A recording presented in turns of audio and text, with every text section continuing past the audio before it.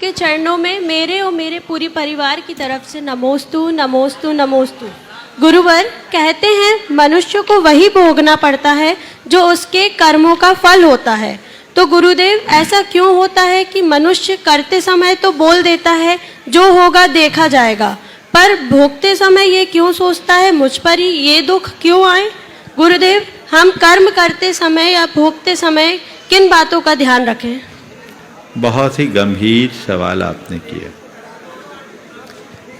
ये मनुष्य के भीतर के कुसंस्कारों का कुफल है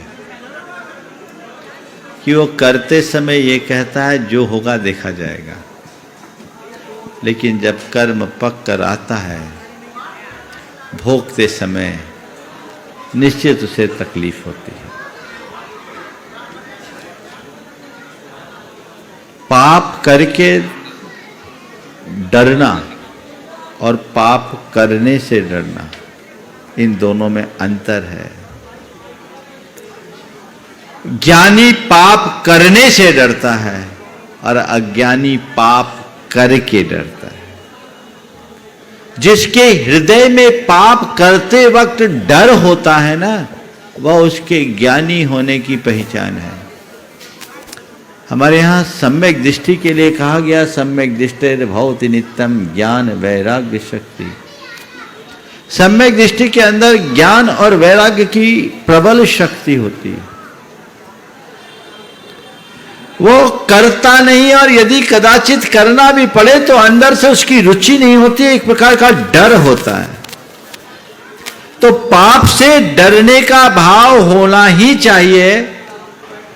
बुरा करो मत, और कदाचित करना भी पड़े तो अंदर से डर के करो, डरते रहो, तब कहीं जाकर आप उससे बच सकोगे।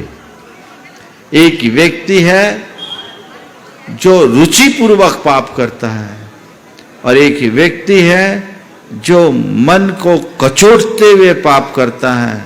दोनों में बड़ा अंतर है। एक पाप करता है, एक से पाप होता है। जो पाप करता है वो प्रबल पाप का भागी होता है, उसे प्रबल पाप भोगना पड़ता है, और जिससे पाप होता है उसके थोड़े से प्रयासों से वो पाप धुल जाता है।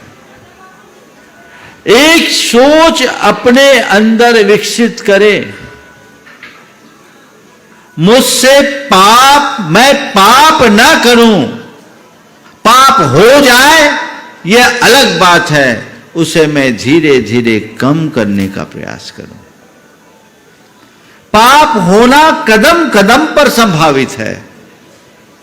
कर्म के उदय से और प्रवृत्तियों में कई प्रकार के पाप हो जाते हैं, लेकिन यदि उसमें हे बुद्धि हो तो वो पाप कभी प्रगाढ़ नहीं बनेगा।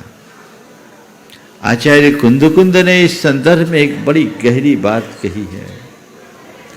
जह मज्जम पिब मानो अर्दी भावेन न मज्जदे पुरुषो, दब्बू भोगे अर्दो नानी न बज्ज दे तहावी। जैसे कोई व्यक्ति अरुचि पूर्वक कोई मद्य औषधि के रूप में लेता है तो वह उन्मत्त नहीं होता। इसी प्रकार कर्म के भोग करते समय, यानी द्रव्य के भोग करते समय, विषयों का उपभोग करते समय जो भीतर से विरक्त चित्त होता है वो ज्ञानी बंधता नहीं। इस वाक्य को गहराई से समझे। पाप करना और पाप होना, करना अज्ञानी का लक्षण है और होना ज्ञानी की पहचान। अपने आप को अज्ञानी से ज्ञानी की दिशा में मोड़े, तभी हम ऐसी स्थिति से अपने आप को बचा सकेंगे। नमोस्तु गुरुदेव।